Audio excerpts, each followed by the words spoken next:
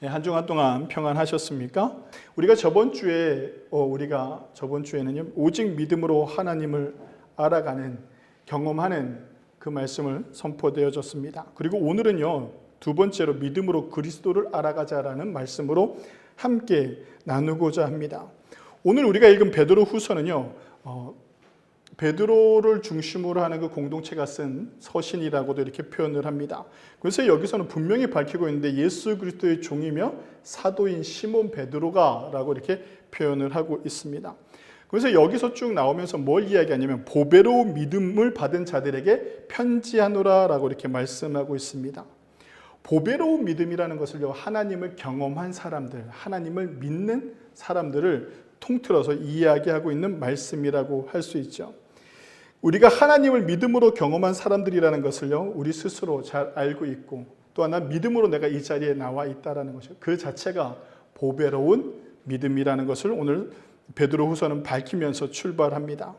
이 보배로운 믿음은요, 누구나의 것도 아닙니다. 내가 얻는다고 해서 얻어지는 것도 아니죠. 믿음을 갖고 싶다고 갖는 것도 아니고, 믿는다 외친다고 해가지고 믿음이 얻어지는 것도 아닙니다. 또한 내가 안 믿어 난 절대 하나님을 안 믿어, 예수님을 안 믿어 하던 사람들도요, 어느 순간 하나님을 믿는, 예수 그리스도를 받아들이는, 영접하는 그런 놀라운 사건들을 우리는 보게 됩니다. 그러니까 전도 5분 만에 내가 예수님을 영접합니다라고 고백하는 사람들이 있는가 하면 50년을 전도해도 전도가 되지 않는, 믿음이 없는 사람들이 있죠. 이것만큼 믿음을 소유한다는 것은 거저 얻는 것처럼 보이지만 하나님의 은혜가 아니고서는 가능하지 않는 거죠. 그래서 베드로는요, 이것을 어떻게 표현했냐면 믿는 여러분들, 모든 여러분들에게 뭐라고 표현하냐면 당신들은 보배로운 믿음을 가지고 있는 사람들입니다 라고 이렇게 표현을 하고 있습니다. 이 믿음이라는 것은 하나님께서 주시는 귀한 선물이기도 합니다. 이 보배로운 믿음은요, 보석이라는 거죠. 보배롭다라는 것은요, 여러분들이 가지고 있는 믿음이 보석과 같이 아름답다라고 표현하고 있습니다. 믿음은요, 하나님께서 우리에게 주시는 선물입니다. 나는 거저 얻었지만 이 선물을 나에게 주시기 위해 하나님은요, 자기 독생자 아들을 이 땅에 보내주시고 그 독생자 아들께서 십자가에 돌아가심으로 우리 죄를 사하시고 우리를 구원하는 그 놀라운 사건을 만드신 거죠. 믿음의 사람이 된다는 것, 믿음은 어떤 것을 이야기하냐면 믿음은 하나님을 경험하는 것입니다. 그리고 또 하나님을 알아가는 것이죠. 예수님을 경험하고 예수님을 알아가는 것입니다. 그것이요, 믿음 있는 사람들의 모습이라고 할 수 있습니다. 베드로전서 1장 2절에는 이렇게 말씀하고 있죠. 하나님과 우리 주 예수를 알므로 은혜와 평강이 너희에게 더욱 많을지어다 라고 이렇게 시작을 합니다. 그러니까 하나님을 경험하고 예수 그리스도를 알아가는 것, 그것이 우리 그리스도인들이 갖춰야 되는 신앙의 덕목이라는 것을 분명히 밝히고 있습니다. 오늘 본문에서요, 믿음은 알면서 출발한다라고 분명히 밝히고 있죠. 안다는 것과 믿는다는 것은요, 좀 다른 것입니다.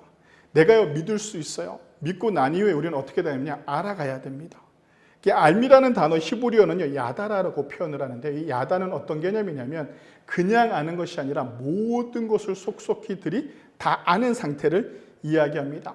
그러니까 이건 지식을 넘어선 지혜를 가지고 또 하나님께서 주시는 지혜를 통해서 알게 되는 모든 체험적인 것들을 이야기하기도 합니다. 예수 그리스도의 살아계심을, 전능하심을, 그가 나를 사랑해 하셔서 나를 여기까지 오게 하신 모든 것들뿐만 아니라 내가 예수 그리스도의 삶의 전체적인 것을 알아가는 것, 그것을요, 그리스도인들이 갖춰야 될 신앙의 덕목이라고 성경은 말하고 있습니다. 빌립보서 3장 8절에는 이렇게 말씀하고 있죠. 또한 모든 것을 해로 여김은 내 주 그리스도 예수를 아는 지식이 가장 고상함을 인함이라. 내가 그를 위하여 모든 것을 잃어버리고 배설물로 여기면 그리스도를 얻고 그 안에서 발견되려 함이라 라고 이렇게 표현하고 있습니다. 그러니까 주 예수 그리스도, 예수를 아는 지식이 가장 고상하다라고 표현합니다. 그러니까 세상에서 모든 지식 중에 가장 필요한 것이 무엇이냐라고 한다면 빌립보서 3장 말씀을 틀어서 얘기하면 가장 고상한 것은 예수 그리스도를 알아가는 것이다라고 이렇게 말씀을 드릴 수가 있죠. 베드로후서 서신으로 시작하는 곳에서는요, 유난히 하나님과 우리 주 예수를 아는 것이 축복이 있다라고 강조하고 있습니다. 하나님과 예수 그리스도를 아는 것이요 영생의 풍성함이라고 요한복음 17장 3절에서는 또 말씀하고 있죠. 그리고 오늘 우리가 본 베드로후서 1장 2절에는 하나님과 우리 주 예수를 알므로 은혜와 평강이 너희에게 더욱 많을지어다 라고 이렇게 말씀하고 있습니다. 그러니까 하나님과 우리 주 예수를 안다라는 거예요. 알아가고 있느냐라고 묻는 것이죠. 하나님과 예수님을 알면 그 열매로 은혜와 평강이 우리 삶에 가득하게 되어진다는 겁니다. 은혜라는 것은요, 하나님께서 주시는 선물이잖아요. 놀라운 삶의 선물, 그것이 물질이 될 수도 있고요, 그것이 명예가 될 수도 있고요, 모든 것이 될 수도 있어요. 그것이 사랑이 될 수도 있고요. 그 평강이라는 것은 무엇입니까? 내 삶에 고난이 와더라도 하나님께서 주시는 평안함을 얻고 살아간다라고 이렇게 말씀을 드릴 수가 있죠. 그러니까 우리가 예수 그리스도를 알고 하나님을 경험함으로 말미암아 이런 평안과 은혜를 입으며 살아갈 수 있다라고 성경은 말씀하고 있는 것입니다. 그러니까 우리는 믿음으로 말미암아 믿음이 있는 사람들은 어떤 모습이어야 되냐면 배우기를 힘쓰는 사람이 되어야 됩니다. 예수님을 알아가려고요, 배워야 됩니다. 그러니까 우리가 좀 착각하는 경우가 있는데 주일 설교는요, 선포되어지는 말씀입니다. 지금 이 순간 여러분들이 이 말씀을 듣는 이 순간은요, 선포되어지는 말씀입니다. 이것은 배우는 단계가 아닙니다. 이건 받아들여야만 하는 것입니다. 설교는요, 전하는 자나 듣는 자가 하나님의 말씀을 받아들이는 시간이라고 할 수가 있죠.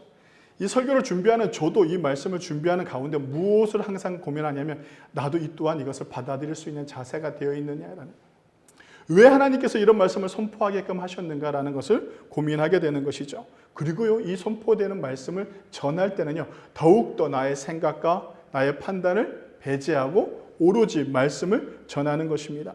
그래서 우리가 흔히 하는 실수가 있는데요, 주일 설교를 듣고 이런 이야기를 하는 경우가 있습니다. 어떤 말을 가장 많이 합니까?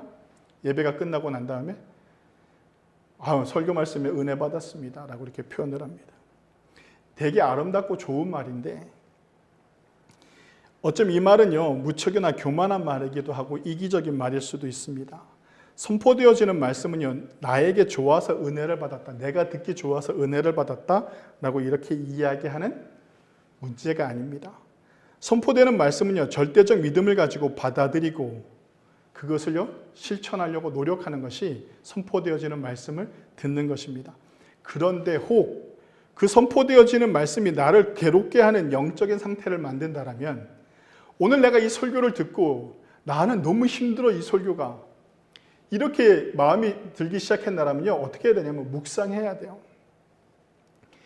묵상하고 기도할 수 있어야 돼요. 그러면서 어떻게 되냐면 선포되어지는 말씀이 무엇을 의미하고 있는가, 정말 나에게 합당한 것인가, 성경적으로 합당한 것인가, 나의 믿음에 합당한 것인가, 계속 묵상해야 되는 거예요. 일주일 내내 묵상해도 부족할 수가 있어요. 그렇게 묵상하다 보면요, 내가 그 자리를, 이 성경의 말씀을 받아들일 수 없다면 그 자리는 어떻게 해요? 떠나야 되는 자리예요. 선포되는 말씀을 따라 살아갈 것인지를 묵상해야 됩니다. 내가 이 선포되어지는 말씀을 듣고 너무 괴로운데 이 괴로움을 이기고도 내가 이 선포되어지는 말씀을 받아들인다라면 그 선포되어지는 말씀을 따라 살아가겠노라 다짐하는 거예요. 근데 선포되어지는 말씀을 내가 듣고 나한테 너무 힘들어, 나를 너무 괴롭게 해, 나한테는 안 맞아 라고 이렇게 시작을 한다라면 묵상해야 돼요. 그리고요, 그 자리를 떠날 준비를 해야 돼요. 왜냐하면 그것이 이단일 수도 있잖아요. 왜 하나님이 나한테 이런 마음을 주시는 걸까? 김나정 목사가 선포되어지는 말씀을 왜 나는 이렇게 괴로울까? 묵상해야 된다니까요. 사람을 미워하는 것이 아니라 선포되어지는 말씀에 묵상을 해야 돼요. 여러분들은 어떻습니까? 그러니까 이 선포되어지는 말씀은 선포되어지는 걸로 그냥 받아들이는 거예요. 그러면 이제 알미라는 것은 무엇이냐라고 하면 배우는 자리가 되어야 되는 것이죠.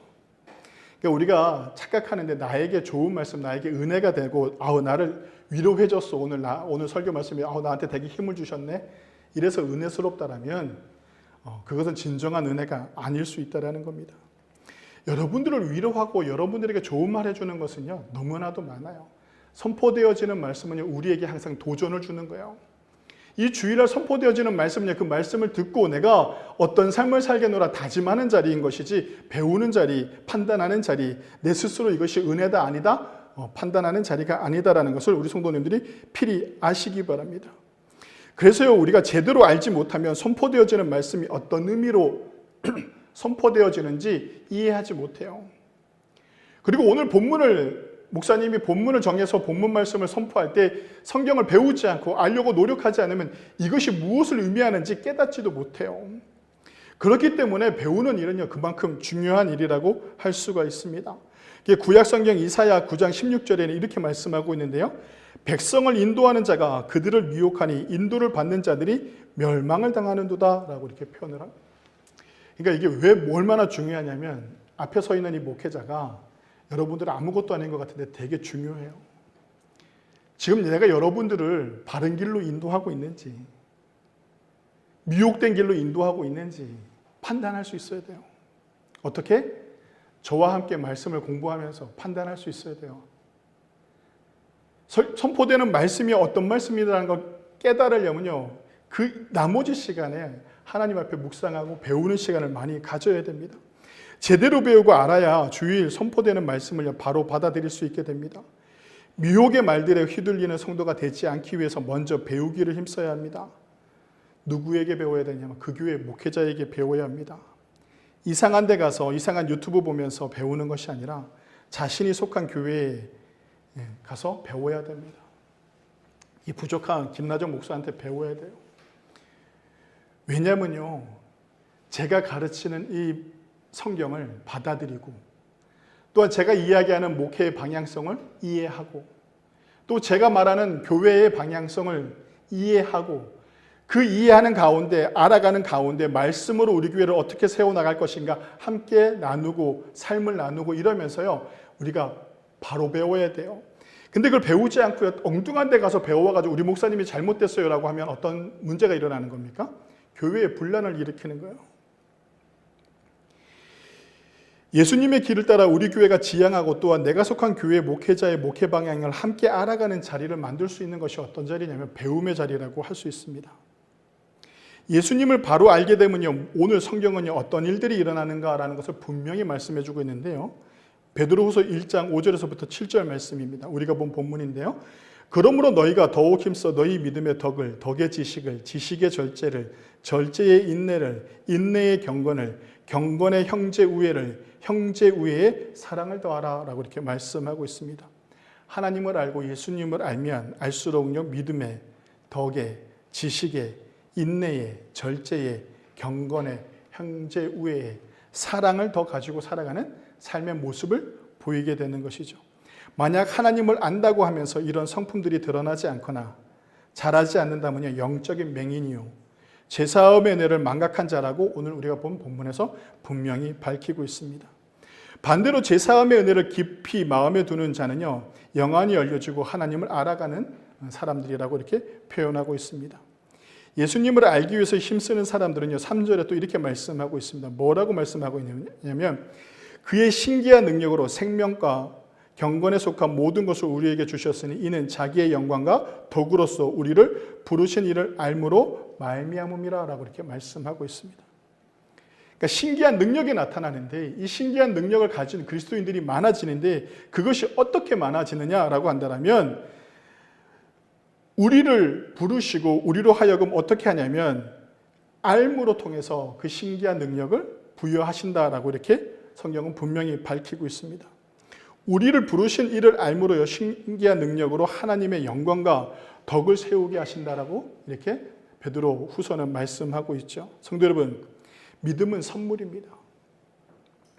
그 선물을 받은 우리가요, 온전히 주님을 알기 위해 힘쓸 때 신기한 능력을 소유하게 됩니다.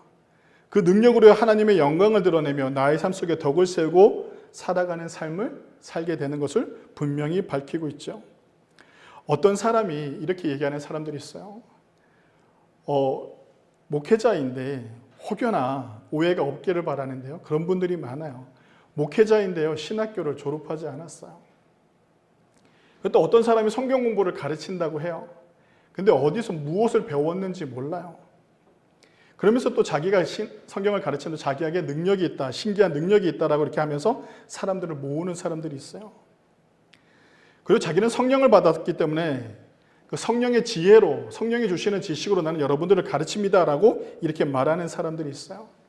그래서 그 사람들이 꼭 내세우는 사람이 어떤 사람이냐면 베드로예요, 베드로. 베드로는 우리가 성경에서 어떻게 표현하고 있습니까? 무식한 사람으로 보잖아요. 어부로서 무식한 사람이라고 이렇게 표현을 해요. 지식이 없는 베드로도 예수님을 만나고 성령을 받아가지고 그렇게 많은 전도를 하고 교회를 세우지 않았느냐. 나도 배운 건 없지만 성령의 인도하심을 받아서 내가 이렇게 가르친다라고 얘기하는 사람들이 있어요. 근데 그건요, 성경을 정말 제대로 몰라서 하는 얘기예요. 베드로가 얼만큼 배웠느냐라고 한다면 제가 알려드릴게요. 이게 어느 대학을 나왔느냐, 뭐 어느 대학 출신이냐, 이게 중요한 게 아니에요. 그게 중요한 게 아니라 제가 목사가 되기 위해서 신학교를 갔는데 저는 신학교를 가고 싶은 마음이 없었어요. 빨리 목사가 되고 싶었어요. 근데요, 그냥 목사가 될 수가 없는 거야. 학교가 중요하지 않아요. 어느 학교를 가는 게 중요한 게 아니라 이 과정을 거쳐야만 목사가 될 수 있는 거예요. 왜냐하면 그만큼 알미 중요하기 때문에. 예수님도 마찬가지였어요. 예수님이 부활하시고 난 후에 어떻게까지 하셨느냐라고 한다면 사도행전 1장 3절에 잘 나와 있는데요. 제가 읽어드리겠습니다. 사도행전 1장 3절입니다. 그가 고난을 받으신 후에 또한 그들에게 확실한 많은 증거로 친히 살아계심을 나타내시사 40일 동안에 그들에게 보이시며 하나님의 나라의 일을 말씀하시느니라 라고 이렇게 말씀하죠. 그러니까 부활하시고 난 이후에도 40일 동안 뭐 하셨다고요? 자기가 살아나신 것을 확실하게 아시고 난 다음에 뭐에 대해서 얘기하셨느냐면 하나님의 나라에 대해서 이야기하셨다는 거예요. 예수님이 이 땅에 오셔서 무엇을 가르쳤습니까? 3년 동안 하나님의 나라에 대해서 가르쳤어요. 제자들에게, 많은 사람들에게. 3년을 가르치시고 몸소 보여주시고 그래도 부족했어요. 부활하신 후에도 그들에게 하나님의 말씀을 계속해서 가르쳤다라는 겁니다. 예수님은요, 마지막까지 가르치시고 가신 분이 예수님이십니다. 어중이 떠중이로 들은 것을 베드로가 말하는 것이 아니라 베드로는요, 자신이 3년 동안 배우고 체험하고 그리고 마지막까지 주님의 뜻을 바로 배웠던 사람입니다. 바로 알지 못하면요, 온전한 복음이 전파되어지지 못합니다. 성도 여러분, 예수님을 알아가는 것이 믿음의 사람들이 갖춰야 할 제일 큰 신앙의 자세라고 할 수 있습니다. 그래서 여러분들이 택하는 교회가 어떤 교회인가 너무나도 중요한 이유는 그 목회자에게 배워야 하기 때문입니다. 여러분들이 청빙하여 세운 목회자가 저입니다. 근데요, 저에게 배우고자 하지 않고 밖에서 배우기 시작하면 저를 청빙한 이유가 없는 거죠. 우리나라에는요, 우리 교단에 특별히 아주 좋은 제도가 있습니다. 저는요, 여기 정규직이 아니에요.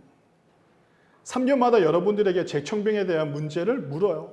재직들이 모여서 투표를 하죠. 이 목사님을 우리가 계속 받아들일 것인가? 이분과 계속 같이 갈 것인가? 이렇게 좋은 제도가 있단 말이죠. 그러면서요, 우리는요, 함께 배워나가야 돼요. 알지 못하니까.